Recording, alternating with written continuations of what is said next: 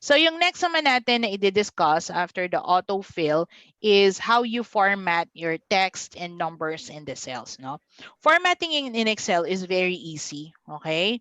Because all you need to do is just to highlight the data. So if you have a data, for example, that you would like to format, it's very easy. You highlight it, just go to Home tab, then you will see here number group, and then alignment, and then font. I believe font is very basic, no? Kasi all you need to do is just to choose, no? The font, choose the font size.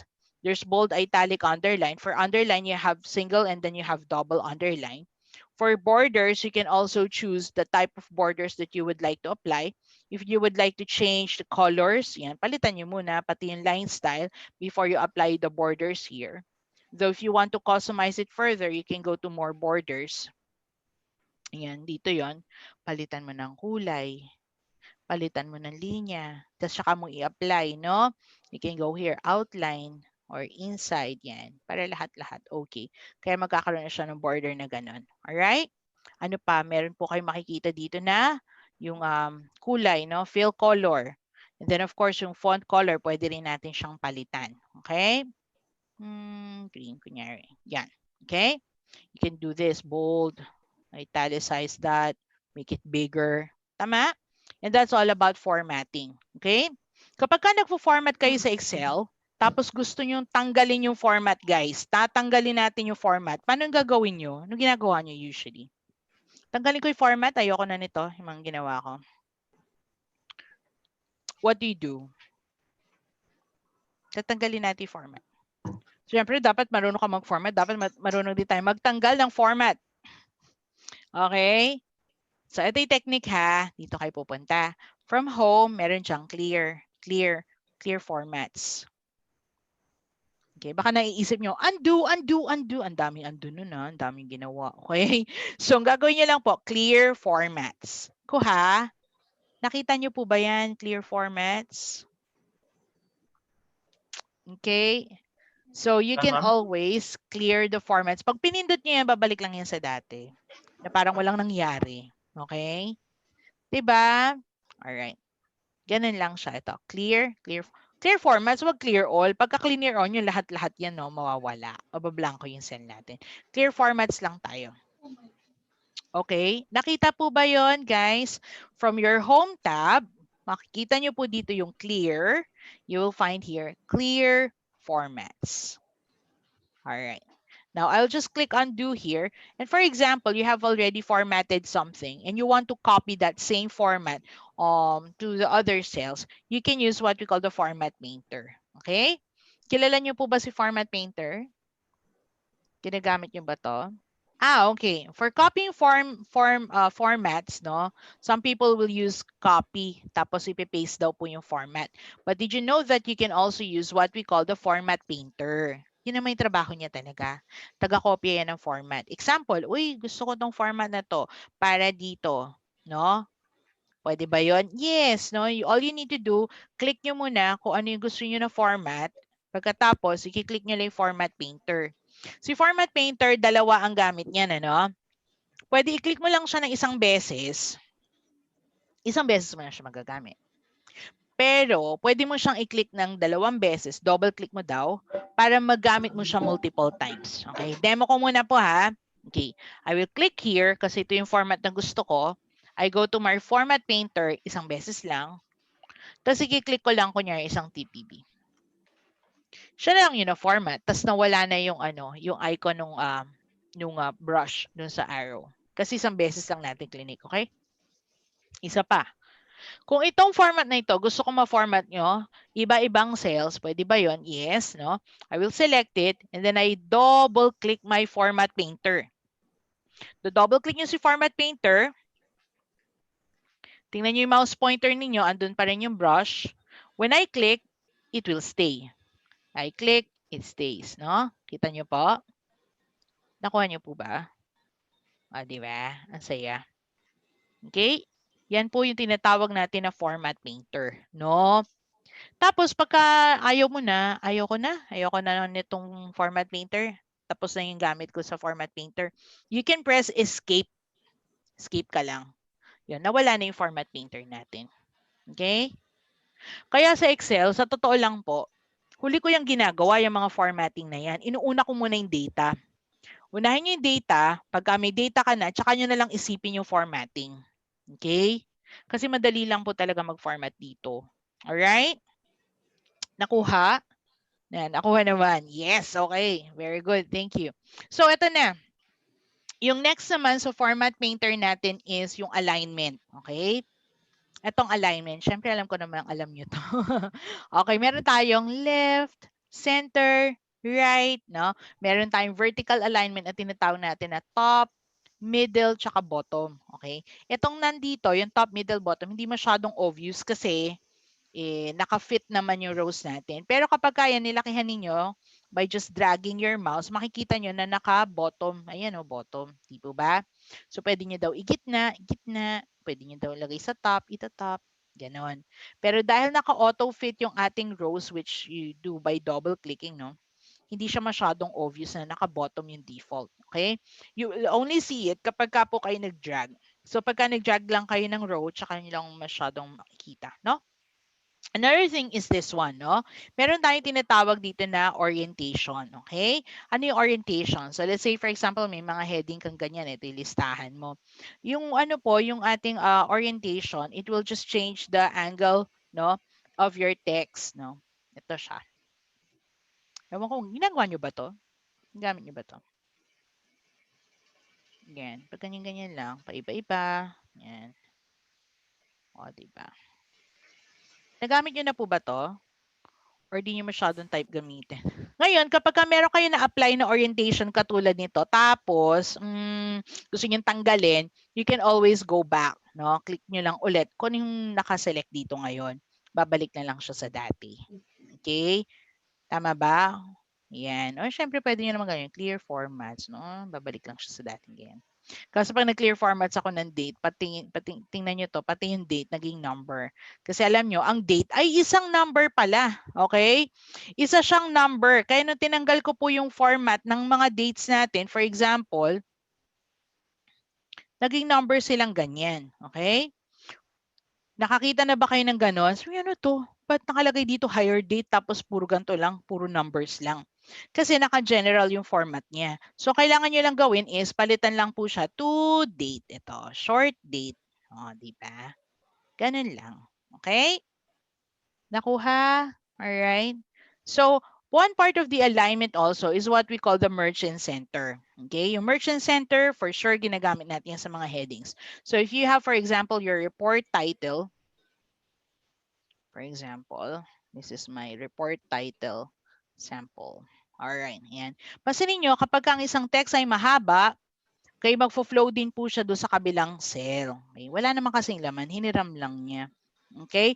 Pero once magkaroon po yan ng laman, ang mangyayari dyan kasi is, yan, again ko to ng date. Ayun o, truncated na siya. Alright? Hindi na niya mahiram to, hindi na siya makapag-flow to the next cell. Okay?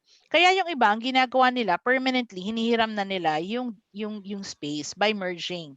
Highlight mo lang naman ganyan, tapos i-click mo yung merge. Pag i-unmerge mo, pipindutin mo lang ulit. Okay? Tama? That is merging. Okay tayo kay merging? Okay, eto naman, okay? So for example, yung text nyo mahaba talaga, no? For example, company name ninyo, tapos yung department name ninyo, tapos pangalan ninyo. Okay? So for example, if I will do that right now, I will just type it. Yan, name ko Rubik's IT Solutions Training Department. Okay, pangalan ko. Enter. Okay. Di ba ang haba? Alright. Now, meron tayong option dito to merchant center, pero meron din tayong tinatawag na wrap text. Okay? Yung ibig sabihin po na wrap text, kapag ka umabot ka na dito sa column width mo, no, magfo-flow na yung text, yung succeeding text natin sa next line. So, ang effect po niyan, yung ating row height lalaki. Okay? So, ito na. I clicked on wrap text. Ganyan po yung magiging itsura niyan. Okay? Now, yung wrap text, yung text natin, no, nag-flow sa next line, nag-a-adjust yan based dito sa ating column width. Ang column width, para i-adjust, itatapat ang mouse sa gitna ng dalawang columns, idadrag po natin pa kanan. Kung gusto nyo increase. Tama po ba? Ganyan. Tama? Ayan. So, kasya na siya. Correct? Now, there is a shortcut that you have to know if you want to deal with the line breaks within the cell. Okay? For example, ang first line, gusto ko Rubik's IT Solutions lang. Yung susunod po, Training Department. Tapos sa huli, Jen Calderon. Paano po kaya yung gagawin ko dito? You press Alt-Enter. Okay? Kung hindi nyo po alam, yung Alt-Enter, please try it now. Try nyo po. Mag-type po kayo ng text, Alt-Enter, Rubik's IT Solutions. Pupunta ako dito kasi dito ko siya gustong putulin at sasabihin natin, itong susunod na mga text na ito ay magfo-flow sa next line. Alt-Enter. Yun. Tapos, ganun din dito. Okay? Tatanggalin ko lang yung extra space. Alt-Enter. Tama. And then ngayon, naputol na natin siya, nag-insert na tayo ng line break, no? You can now press enter. Ganyan na yung mangyayari. Ngayon, kahit po ito lakihan po natin, at alam mong kakasya pa rin yan doon, hindi na po siya aakyat. Kasi nag-insert na tayo ng tinatawag natin na line break. Okay? Okay, so there you go. That is what you call Alt-Enter to enter a line break. Okay? So, ito na yung gusto ko ituro sa inyo. Yung custom number format, no? Okay. Kasi, sa ano po, sa Excel, no? Syempre, pagka nag-type ka ng number, kung ano lang yung number, yun na yun, di ba? Pero meron tayong tinatawag na custom number format. Example, okay? Dito na ako sa baba. Okay? So, meron tayong number. For example, 1, 2, 3, 4, 5, 6, 7. 7 na lang. Okay? Ayan. So pagka nag-type ka ng number, kung ano yung nandyan nakalagay na number, yun yung makikita natin. Okay? So, alam nyo ba, yung numbers na ito, pwede natin siyang i-format, no? Na kunyari magkakaroon ng dash. 1, 2, 3, dash, 4, 5, 6, dash, 7. Pwede po yun. Okay? Ang tawag nga natin doon ay custom number format. Ngayon, ang tanong, paano natin gagawin yan? Una, tingin kayo dito. Sa home tab po ninyo, may makikita kayong font. Alam nyo na to, nagawa na natin to. Meron din tayong alignment. Nagawa na rin natin si alignment, no? Kapag ka ngayon, no, nandito ka ngayon, kunyari sa particular number na ito, tapos gusto mong palit-palitan yung itsura niyan, pwede. Okay? Gagamitan nyo lang siya ng number group. Tama? So number group, merong maliit na drop down dito. Yun yung general. So pwede kang mamili, ano ba to? Currency, accounting, etc. etc. Pero meron na tayong mga tinatawag na styles dito. So you can click here, no, for accounting number format. Tapos, meron kang drop down dito para piliin nyo daw kung ano yung currency symbol na gagamitin nyo. So, pwedeng peso, pwedeng dollar, or kung wala naman dyan, you can always go to more accounting number formats. Okay? Ngayon, may mapapansin po kayo dito. Merong currency, merong accounting. Pero pag tinignan nyo po yan dalawa, parang pareho lang naman. So ngayon, ano bang pagkakaiba talaga ni currency at ni accounting? Yan, copy ko lang to para makita natin. Okay, meron akong dalawang set ng data. Okay, dito, ang ilalagay ko ay yung accounting, which is ito, no? Okay, dollar. Ganyan siya. Tama po? Ito naman, gagawin ko dito yung currency. Ano pagkakaiba ng dalawa? Pero ma'am, parang wala naman pagkakaiba. No? Parang wala. Okay? O, sige. Kung ito, peso sign daw yung sign. O, sige. Gagawin ko para yung peso sign. Pero pa pagkakaiba? Sa unang tingin, wala. Okay? Pero pagka po ito, ni-resize natin ganyan, makikita nyo may difference. Okay? Makikita po ninyo kapag naka-accounting style tayo, yung pong inyong currency symbol ay naka-align sa kaliwa. Pero kapag ka po kayo ay naka-currency symbol, yung pong currency symbol ay nakadikit sa number mismo. So kung ito, babawasan ko ito ng number, no? Pansinin nyo nakadikit siya. Kuha po, yun ang difference ng dalawa. So ang currency, as simple as naglagay lang siya ng currency symbol. With 2 decimal places, with 1,000 separator, yung comma-comma na yan, okay? Pero pagka sinabi po nating accounting style, naka-align ng lahat. Even your currency symbol. Yan. Is that one clear? Ayan o. Si currency at si accounting. Alam, may pagkakaiba pala yun. Okay? So, yung nakikita nyo po dito is si accounting style. Alright? Of course, you also have the percentage, di ba? Yung percentage, ibig sabihin, pagka nag-type ka, kunyari 34, tapos gusto mong gawing percent, usually naman, tinatype nyo na lang percent sign eh, no? And it will automatically be using the percentage format. Okay? Siyempre, pag tinanggalan nyo yan ng format, ganyan, magiging itsura niyan, 0.34. Diba? We know that already. Okay? Another one is this. Meron tayo dito tinatawag na comma. Okay, tanggalin ko to. Yung comma, naglalagay lang po yan ng 2 decimal places tsaka thousand separator. At yung decimal places natin, kung gusto nyo pong tanggalin, pwede po dito. This is also the same as the accounting style. Wala lang currency symbol. Ito po yun. Tapos ito yung ano natin. Increase, decrease, decimal places. Okay? Kuha? Ayan, yan yung mga buttons na yan. Pero iba yung gusto kong matutunan ninyo. Kasi basic yun, sobrang basic na yun eh. Okay? Kunyari nga, may number kang ganyan. Lalagyan po natin siya ng dash. Okay? Kunyari ito ay product code or I don't know, project number or employee number. Okay? So gusto natin 123-456-7. Okay? If you want to do that, you can use what we call the custom number format. So number format, marami yan. Okay, may date, may time, etc. etc. Tapos meron tayong more number formats. Okay? So you want to go here or you can go here too. Okay? To show the number format dialog box. Ayan. Tapos may makikita kayo ditong custom. Okay? Dito sa custom, kayo yung i-invento ng sarili nyo na code, no? You can use hashtag to represent a series of numbers or 0 to represent one digit. Okay? So gusto ko dito strictly hanggang 7 lang na digits. So I will represent it with 0. 1, 2, 3. Tatlong numbers, tas may dash. Type ko lang dash. 1, 2, 3, dash, 0. May sample ka po sa taas. Okay? Kuha. Nagets niyo po. Okay? Yan yung tinatawag natin na custom number format. Alright? So, 30 dash, 30 ulit, dash, 0. Then I click on OK. Sa pag-format, alam naman po natin na yung data ay hindi nagbabago. Yung itsura, pagbabago. Pero yung data hindi. Kaya kung pupunta po kayo dito sa inyong formula bar, the same pa rin siya. Oh. Pero dito yung itsura niya nagbago na. Okay? Guys, nakuha po ba yun? Ulitin ko ha. You have a number. Okay? 0, 0, 1, 2, 3, 4, 5. 1, 2, 3, 4, 5, 6, 7. 2, 3, 4, 5, 6, 7, 8. Ayan. Kakaiba, no? Ito kasi may 0, 0 sa unahan. Alam niyo naman po sa Excel, kapag ka insignificant digits, especially 0, yung nasa unahan na zeros, hindi po niya talaga nilalagay. Ikaw gusto mo, may 0, 0 talaga siya. 001-234-5.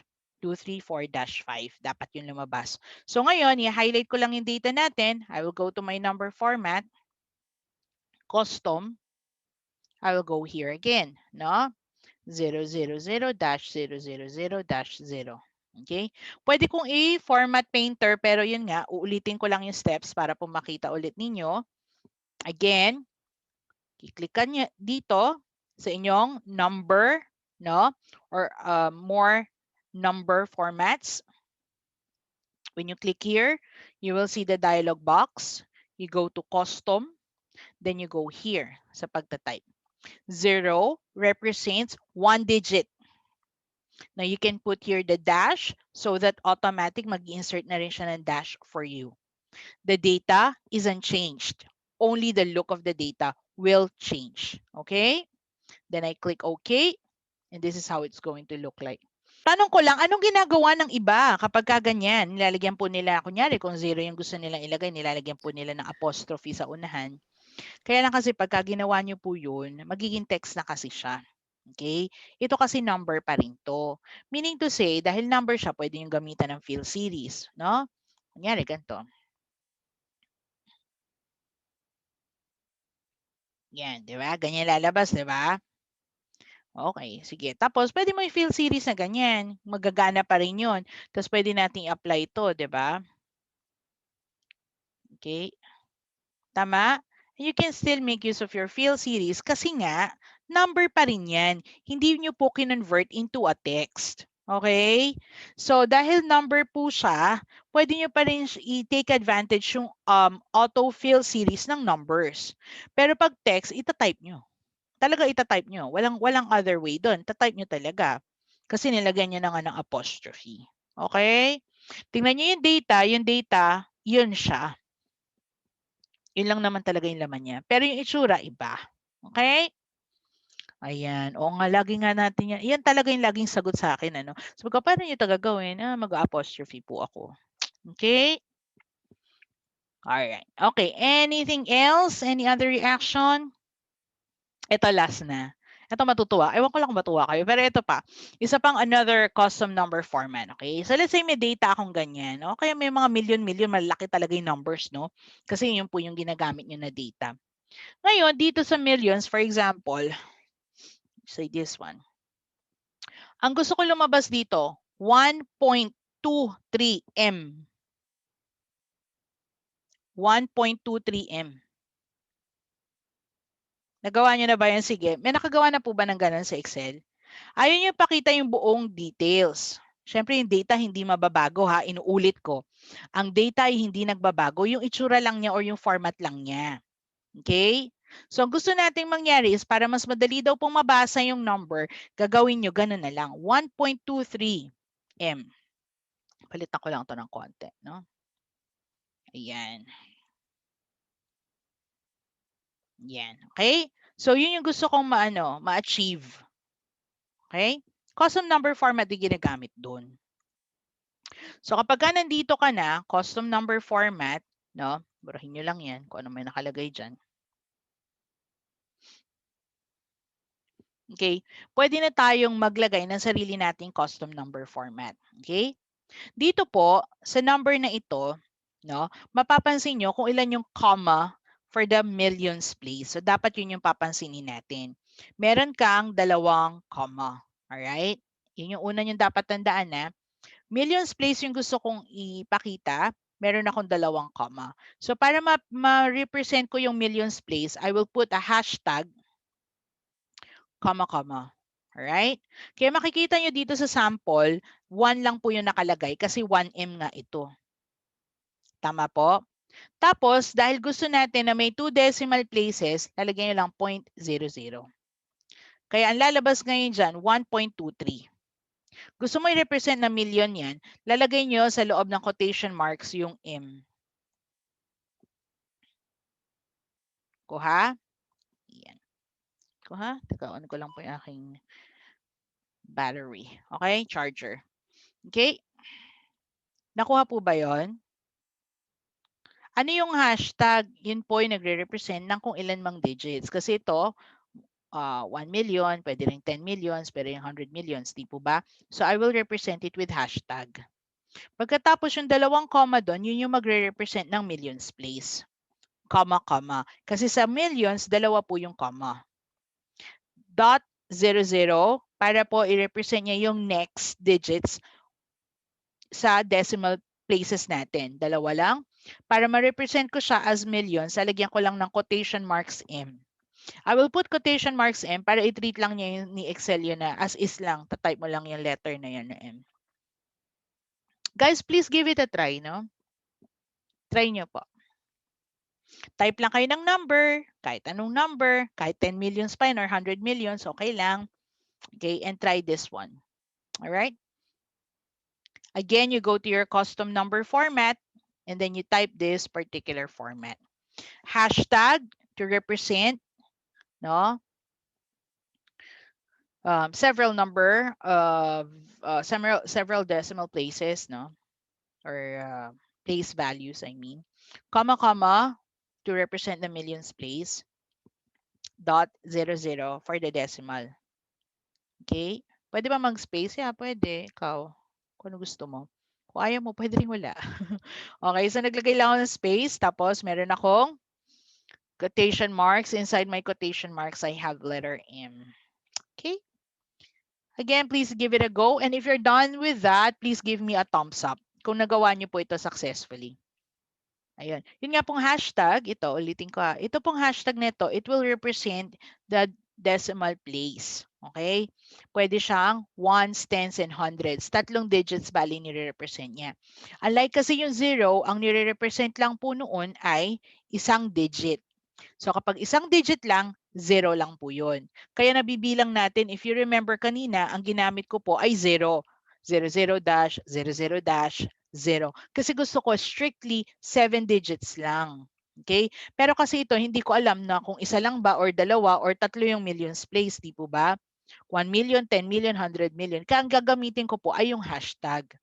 Alright? Pagkatapos, comma, comma, to represent it into millions. No? Ito po, yung dalawang comma dito. Then you have the dot, and then 00, and then yung M natin. Okay?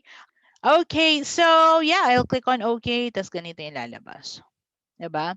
So ngayon, instead na napakalaki ng number na nakikita nyo, ito na lang yung mababasa natin. Okay? Ang tanong, yung data po ba nagbago? Hindi nga. Makikita nyo pa rin siya dyan sa formula bar. It will be just the same data. So kung ginamit nyo man siya sa formula, okay lang. No? Yan pa rin buong number na yung gagamitin sa formula. Again, ang format, pinapalitan nyo lang po yung itsura ng format ng data. Hindi yung data. Clear? Everyone, is that clear? Okay, sige, check lang natin, no? So ngayon, we're already done with formatting. Okay, and you already know how to use your format painter and even apply your custom number format. Clearing formats also, tapos na rin tayo dyan, which is just right here. Okay, you have your clear formats. All right, so that ends lesson number 3.